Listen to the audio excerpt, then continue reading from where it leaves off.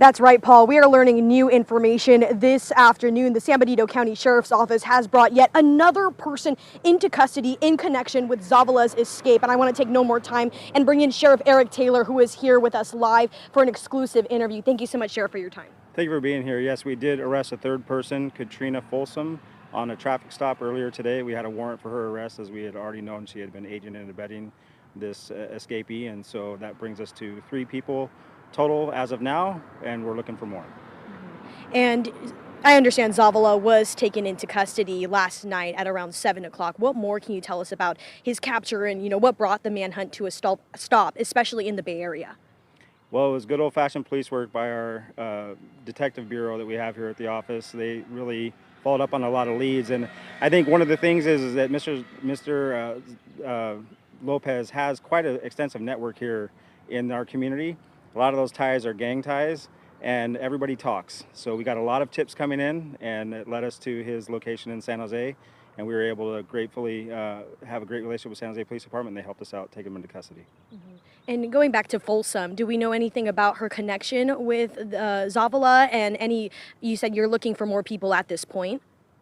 Yeah, we're pretty confident that there was more of a scheme here to get him out of custody than even the 3 people that we have in custody. So we have him and his girlfriend, and we believe that Ms. Folsom was an acquaintance of both of them. And I understand there is a current internal investigation at this point looking into what transpired. Do you have an update on where that stands or anything you've learned so far? We're very early on in that investigation. We're noticing some employees, and so we have a government process we need to go through that's pretty, not secretive, but there's a lot of rules around it. So we're just starting to get to understand how this came to be. And if we find that our staff is culpable for that, they'll be held accountable. And last night on your social media post, you said that you're looking at internal security, upkeep and bolstering that up. Can you tell me what that would look like and what you're considering at this point? Right now, we're considering potentially shutting down a few of the housing units because of our low staffing levels, bringing everybody into one facility.